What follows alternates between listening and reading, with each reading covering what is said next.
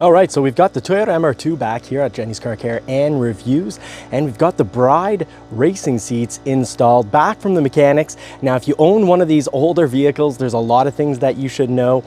Any old vehicle, whether it's a muscle car or a JDM vehicle, if it's older, it's gonna have issues. So we're gonna go through all that and what was recently done with it and an overall review of, well, how do we find, is it worth having one of these older vehicles? What's the drive like? What's the comfort? What's the handling like? So we'll go through a full review of this Toyota MR2 that we must be close to $20,000 that we've put into this. So stay tuned, let's go for a ride. Great turning radius.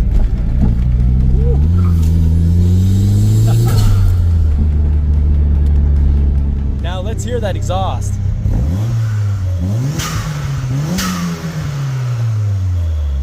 Let us know what you think. I think that's pretty gnarly. So we were trying to get the original motor running because we had actually put a lot of money previously into a motor. We had the turbo, original turbo rebuilt to get the internals bigger on it to be like the Supra turbo, essentially to make it the CT26 turbo from the Supra, but we had to buy this turbo engine right here that actually came with a Garrett turbo. We're going to sell the Garrett turbo, try to make a little bit of money and reuse that oversized turbo that we had in the past. So the motor is blown and we're going to mix and match parts because we already paid for and have put in bigger intercoolers throughout the vehicle, bigger intercooler piping. That air intake actually probably is detrimental to the air because it's going to push the air into the engine instead of it extracting out of the top, and we don't have little plastics at the bottom to actually have the vehicle properly air out the hot air. So removing parts from a vehicle when it comes to its heating and air extraction parts often isn't very good, but we've had this vehicle up to 350 rear wheel horsepower before because we've already had the older blown engine tuned. And that was actually 2 engines ago. So now we still have the Lynx G4 standalone computer underneath that hood. We've got bigger intercoolers and piping, and we do have the Racer X coil unplug ignition. So we went with coil unplug ignition from the company Racer X. We do like the Lynx G4 standalone computer. The Garrett turbo would have been fantastic, but it's even bigger of a turbo, so it would have been more for high-end RPM power, whereas with our kind of relatively big but medium-sized turbo will be better for that more of a lower end power band. And well, when we owned this back in 2007, we had this body kit installed on the vehicle. That was expensive even back then, over about 15 years ago. We worked at about $4,000 or $5,000 putting into the body kit. Most of it was getting it painted, getting the rear lights repainted or re-cleared, I should say. Back in 07, 08, we redid the full exhaust by hand, and recently we're near $20,000 on this vehicle because, we also put on new shocks, new tires. These wheels are also new, and we've had half the car painted, but now we need to send it back to the paint shop because, these older vehicles, they get older and the paint goes to crap. So the whole front bumper needs to be repainted. The whole rear wing needs to be repainted. And when you're dealing with fiberglass on the rear wing of any vehicle, if the fiberglass is cracked, good luck. You can try to sand it down and have it, add a little layer of fiberglass on top of it and repaint it. But once they crack, they tend to continue to crack. We're also missing a little bit of trim that you can see behind the front wheel. A little trim broke because it was out of place and someone opened the door when the sign said do not open the door. We've got to get the front lights re-cleared and refastened in. So I guess what I'm trying to say is by the end of all of this, we'll have done everything on this vehicle. And owning an older vehicle, that is what you should expect. You need to do everything. The T-tops even leak, and that's going to be around $800. So let's hear what the engine actually sounds like. Let's see what all this money gave us.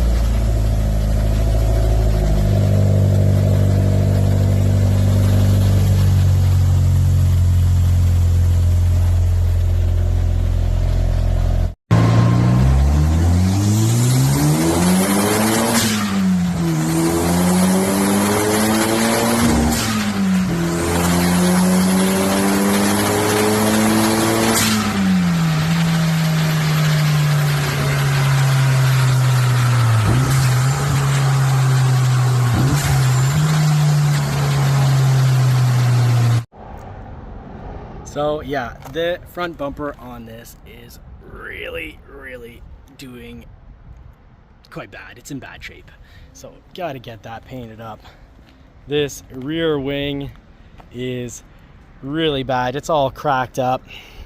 And well, so far this is where all the money is gone. That big old blow-off valve, the bigger intercooler piping, the crossbar, the air intake, of course, and the oversized internals on the turbo back there.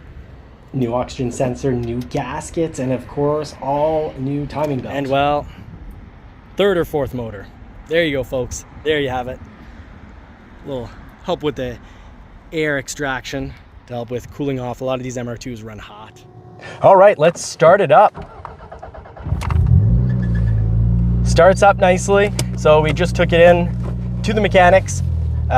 When you've got an older vehicle, keep in mind, so many people forget this, and I think part of the reason so many of these engines have blown, that it's been running on radiator fluid that dates from 2007. So that's over a decade. It's almost not far from 2 decades old radiator fluid. People would do the engine motor swap and figure, hey, I've got new radiator fluid. Yes, for the motor.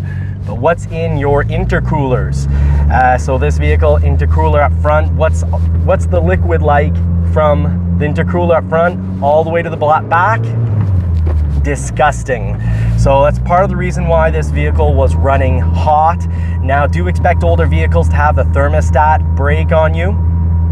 So we've changed the thermostat. We've put in a low temp thermostat to help this vehicle run at a lower temp. And already changing out the radiator fluid, everyone just assumed they put in a new motor, and the assumption was, oh well, it's an older vehicle, it just runs hot. Well, Perfect Tuning helped me out. We had a good talk, and they agreed with my preventative measure. They agreed with me that it's good that I didn't like it running 1 bar before going into the red.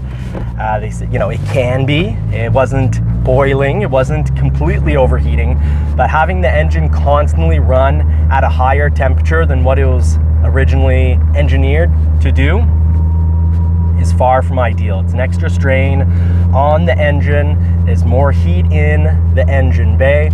So we've gone ahead and we've changed out all the radiator, did a complete flush. So the little bit of, you know, maybe 50, 60 kilometers will have helped that we had changed the radiator fluid in just the new motor, like everyone does. Well, that's flushed out now, you could say, because now we've done a complete flushing, intercooler, motor, everything. So if you've watched the previous video, you'll know that the synchros in the 2nd and 4th gear are starting to go, but we'll save that for another project. They also tested the alternator, and that's not why we've got the battery light on, because the battery isn't good anymore, despite it looking top shape.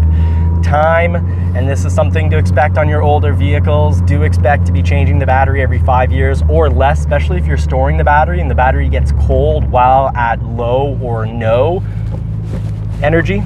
Well, that's hazardous, deadly to batteries. So loving these Bride seats. Let us know in the comments what you think of the Bride seats. Gonna change out the shifter knob because currently it's not the shifter knob that's supposed to be in the vehicle. It's saying 6 speeds when it's a 5-speed. So I'm sure at some point I'll lend this vehicle out to someone and they'll go to put it in the 6th gear, which will actually be maybe jamming, forcing it into reverse. And I don't feel like dropping a transmission. So that is gonna get done, but while we do the shifter knob, change out the old boot, do expect gaskets, trims, all that you're gonna have to redo. So when we redid the engine, yes, all the gaskets needed to be changed. So that's something you're gonna have to look into.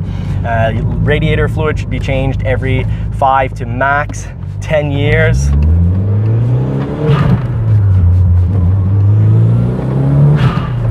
Do expect to have a ton of fun and get a ton of looks with these older vehicles. People haven't seen them in years. Some people, their recollection is gone, and for them it's like they've never seen the vehicle before. So I get a lot of thumbs up, get a lot of looks, but do expect to be constantly changing trims, gaskets.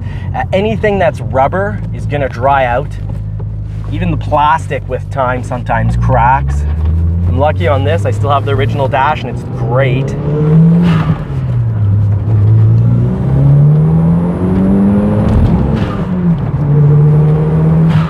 So I currently kind of revved out the engine there because, well, I don't have an RPM gauge. I have the gauge, sorry, it's just non-functional. So I'm having to do this all by ear, and that's the one and probably the only mistake I'll ever make with over revving it. It's just having a bit too much fun. So don't expect reliable, inexpensive mechanics. We've put in just this year, we're at about $12,000 put in. Prior to that, spent $2,000 trying to get the previous engine up and running that ended up blowing. And prior to that, we had, well, half the vehicle painted. We had to change out the suspension, the shocks, and a few things involving or like just general suspension stuff. But what you can expect. Don't expect it to accelerate like new sports vehicles. These vehicles can handle fantastically, but the engine technology, back in the 90s, 300 horsepower was a ton of horsepower. And back in the 80s, 200 horsepower, 250 horsepower is a lot of horsepower. Think of Corvettes at one point in the 80s were coming out with, I think, just under 200 horsepower. But the vehicles are so much smaller and lighter. This is about 1,000 kilograms. So 1,000 kilograms, about 2,200 pounds. That is extremely, extremely light. To give you an idea, the 2000 Porsche 911, or you buy a Porsche 911 nowadays, and you're gonna be looking at about 1,650 kilograms. A Ford Mustang GT is about 1,750 kilograms. For the weight in pounds, it's about times 2.2.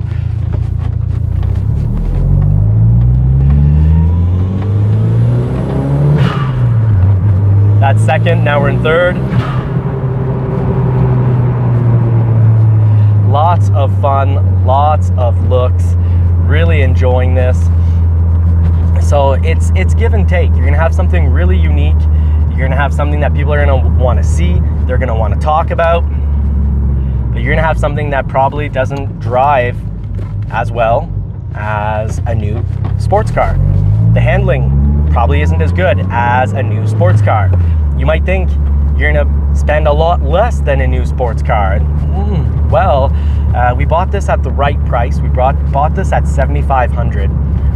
But back in the day, before buying it back in the day, I'd put 10 grand into it, rebuilding the turbo, which now has maybe 15,000 kilometers on that rebuilt turbo. But we had the turbo rebuilt, we installed a body kit. All in all, we put about 10,000 in the vehicle, and just recently we put 12, and the year before, having the tires were cracked, old tires, so do expect that.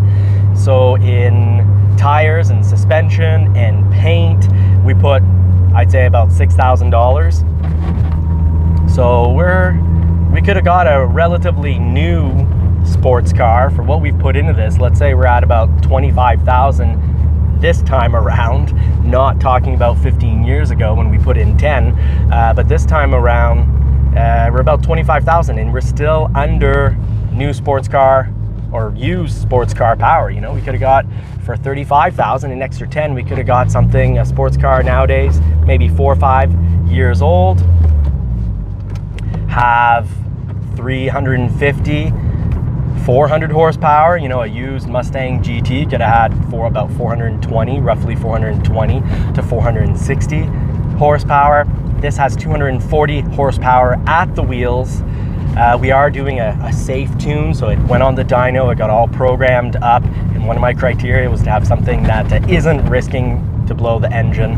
So we're running peak, absolute peak PSI, 15 PSI generally. It's going up to about 12 to 14 PSI, but it can overboost a little to 15. So that's what's giving us the 240 horsepower, at least at the wheels, which is maybe worth about 300 horsepower at the crank, but unique, fun, and with these seats, now comfortable. Very, very cool car. Let us know what you think in the comments. Would you spend your money on a 4 or 5 year old? Would you spend your money on a new sports car? A slightly used sports car? If so, what? And drop in the comments, are you, into this older vehicle, whether, you're into old muscle cars or old GDMs. And this is one really unique thing about this. This is a right-hand drive. So very, very cool, very unique. But let us know what you think. How do you feel about all this? Would you do it? Have you done it? Share your thoughts, your experiences, and your knowledge. Go ahead and share some of that data with us, folks, and stay tuned.